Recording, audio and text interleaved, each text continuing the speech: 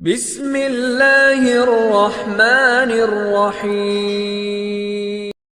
حجر اسود کی تنصیب کا مسئلہ کس طرح حضرت محمد صلی اللہ علیہ وآلہ وسلم نے حل کیا۔ آخر وہ سب بیت اللہ میں جمع ہوئے۔ ان لوگوں میں ابو امیہ بن مغیرہ تھا، اس کا نام حذیفہ تھا۔ قریش کے پورے قبیلے میں یہ سب سے زیادہ عمر والا تھا۔ یہ ام المومنین سیدہ ام سلمہ رضی اللہ تعالیٰ عنہا کا باپ تھا۔ قریش کے انتہائی شریف لوگوں میں سے تھا۔ مسافروں کو سفر سامان اور کھانا وغیرہ دینے کے سلسلے میں بہت مشہور تھا۔ جب کبھی سفر کرتا تو اپنے ساتھیوں کے کھانے پینے کا سامان خود کرتا تھا۔ اس وقت اس شدید جھگڑے کو ختم کرنے کے لیے اس نے ایک حل پیش کیا۔ اس نے سب سے کہا، اے قریش کے لوگوں، اپنا جھگڑا ختم کرنے کے لیے تم یوں کرو کہ حرم کے صفا نامی دروازے سے جو شخص سب سے پہلے داخل ہو اس سے فیصلہ کروا لو۔ وہ تمہارے درمیان جو فیصلہ کرے وہ سب اس کو مان لیں۔ یہ تجویز سب نے مان لی۔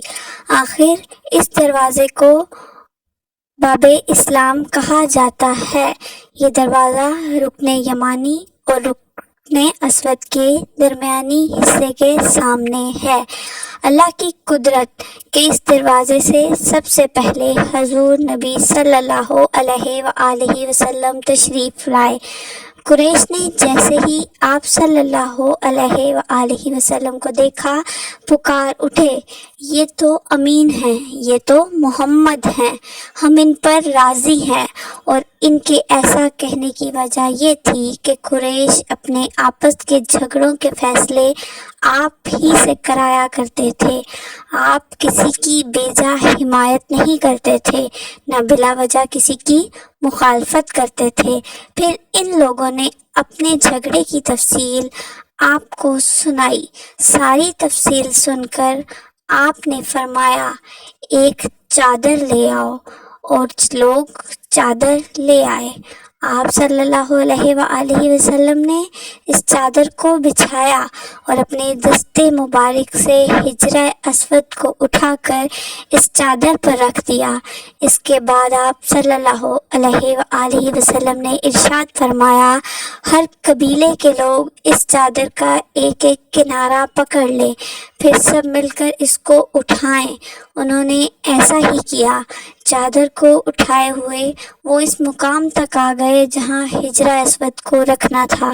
اس کے بعد نبی اکرم صلی اللہ علیہ وآلہ وسلم نے حجر اسود کو اٹھا کر اس کی جگہ رکھنا چاہا، لیکن عین اسی وقت ایک نجدی شخص آگے بڑھا اور تیز آواز میں بولا، بڑے تعجب کی بات ہے کہ آپ لوگوں نے ایک کم عمر نوجوان کو اپنا رہنما بنا لیا، اس کی عزت افزائی میں لگ گئے ہو۔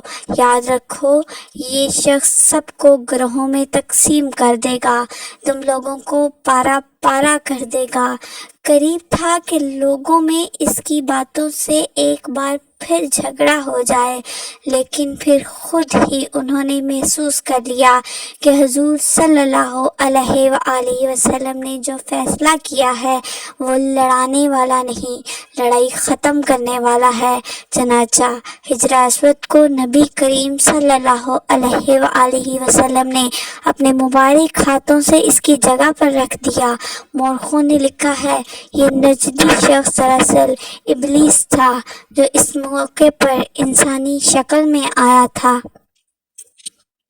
جب کعبے کی تعمیر مکمل ہو گئی تو قریش نے اپنے بتوں کو پھر سے اس میں سجا دیا۔ کعبے کی یہ تعمیر جو قریش نے کی چوتھی تعمیر تھی۔ سب سے پہلے کعبے کو فرشتے فرشتوں نے بنایا تھا۔ بعض صحابہ نے فرمایا کہ زمین و آسمان کو پیدا کرنے سے پہلے اللہ تعالیٰ کا عرش پانی کے اوپر تھا۔ جب عرش کو پانی پر ہونے کی وجہ سے حرکت ہوئی تو اس پر یہ کلمہ لکھا گیا، لا الہ الا اللہ محمد رسول اللہ، اللہ تعالیٰ کے سوا کوئی معبود نہیں، محمد اللہ تعالیٰ کے رسول ہیں۔ اس کلمے کے لکھے جانے سے عرش ساکن ہو گیا۔ پھر جب اللہ تعالیٰ نے آسمانوں اور زمین کو پیدا کرنے کا ارادہ فرمایا تو اس نے پانی پر ہوا کو بھیجا، اس سے پانی میں موجیں اٹھنے لگیں اور بخارات اٹھنے لگے۔ اللہ تعالیٰ نے ان بخارات یعنی بھاپ سے آسمان کو پیدا فرمایا۔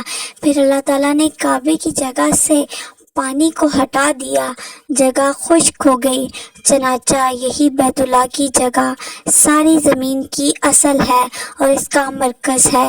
یہی خشکی بڑھتے بڑھتے 7 بر اعظم بن گئی۔ جب زمین ظاہر ہو گئی تو اس پر پہاڑ قائم کیے گئے۔ زمین پر سب سے پہلا پہاڑ ابو قبیس ہے۔ پھر اللہ تعالیٰ نے فرشتوں کو حکم فرمایا، زمین پر میرے نام کا ایک گھر بناؤ تاکہ آدم کی اولاد اس گھر کے ذریعے میری پناہ مانگے۔ انسان اس گھر کا طواف کریں جس طرح تم نے میرے عرش کے گرد طواف کیا تاکہ میں ان سے راضی ہو جاؤں۔ فرشتوں نے حکم کی تعمیل کی۔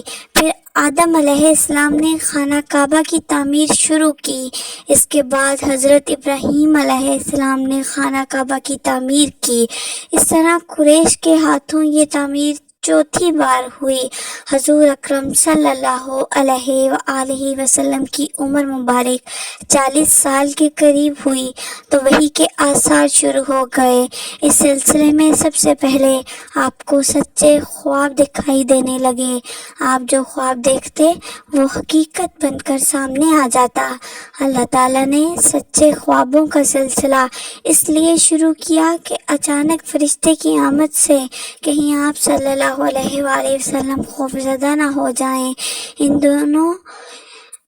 دنوں ایک بار آپ نے سیدہ خدیجہ رضی اللہ تعالیٰ عنہ سے فرمایا، جب میں تنہائی میں جا کر بیٹھتا ہوں تو مجھے آواز سنائی دیتی ہے، کوئی کہتا ہے اے محمد، اے محمد۔ ایک بار آپ صلی اللہ علیہ وآلہ وسلم نے فرمایا، مجھے ایک نور نظر آتا ہے، یہ نور جاگنے کی حالت میں نظر آتا ہے، مجھے ڈر ہے اس کے نتیجے میں کوئی بات نہ پیش آ جائے۔ ایک بار آپ صلی اللہ علیہ وآلہ وسلم نے یہ بھی فرمایا، اللہ کی قسم مجھے جتنی نفرت ان بتوں سے ہے اتنی کسی اور چیز سے نہیں۔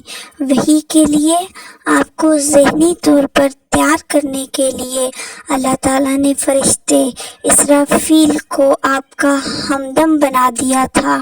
آپ ان کی موجودگی کو محسوس تو کرتے تھے مگر انہیں دیکھ نہیں سکتے تھے۔ اس طرح آپ صلی اللہ علیہ وآلہ وسلم کو نبوت کی خوشخبریاں دی جاتی رہیں، آپ کو وحی کے لیے تیار کیا جاتا رہا۔ اللہ تعالیٰ نے آپ صلی اللہ علیہ وآلہ وسلم کے دل میں تنہائی کا شوق پیدا فرما دیا، چنانچہ آپ کو تنہائی عزیز ہو گئی۔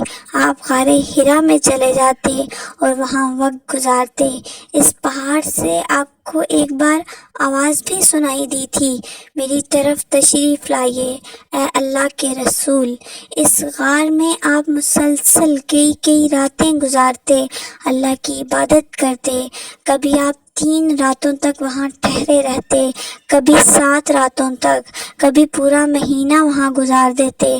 آپ جو کھانا ساتھ لے جاتے تھے جب ختم ہو جاتا تو گھر تشریف لے جاتے۔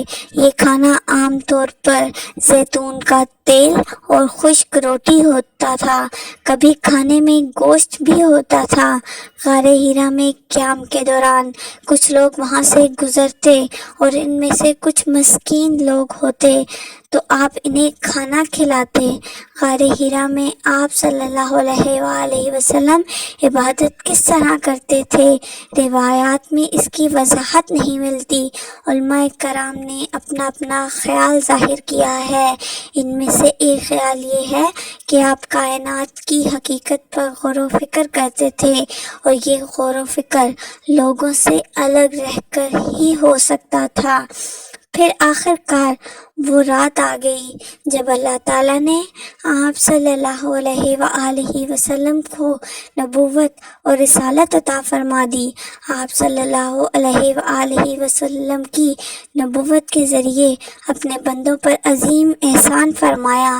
وہ ربیع الاول کا مہینہ تھا اور تاریخ 17 تھی۔ بعض علماء نے یہ لکھا ہے کہ وہ رمضان کا مہینہ تھا، کیونکہ قرآن رمضان میں نازل ہونا شروع ہوا تھا۔ 8ویں اور تیسری تاریخ بھی روایات میں آتی ہے، اور یہ پہلا موقع تھا جب جبرائیل علیہ السلام وحی لے کر آپ کی خدمت میں حاضر ہوئے۔ اس سے پہلے وہ آپ کے پاس نہیں آتے تھے۔ جس صبح جبرائیل علیہ السلام وحی لے کر آئے وہ پیر کی صبح تھی، اور پیر کی صبح ہی آپ اس دنیا میں تشریف لائے تھے۔ آپ صلی اللہ علیہ وآلہ وسلم فرمایا کرتے تھے، پیر کے دن کا روزہ رکھو، کیونکہ میں پیر کے دن پیدا ہوا، پیر کے دن مجھے نبوت ملی۔ بہرحال اس بارے میں روایات مختلف ہیں۔ یہ بات طے ہے کہ اس وقت آپ کی عمر مبارک 40واں سال تھا۔ آپ اس وقت نیند میں تھے کہ جبرائیل علیہ السلام تشریف لے آئے۔ ان کے ہاتھ میں ایک ریشمی کپڑا تھا، اس کپڑے میں ایک کتاب تھی۔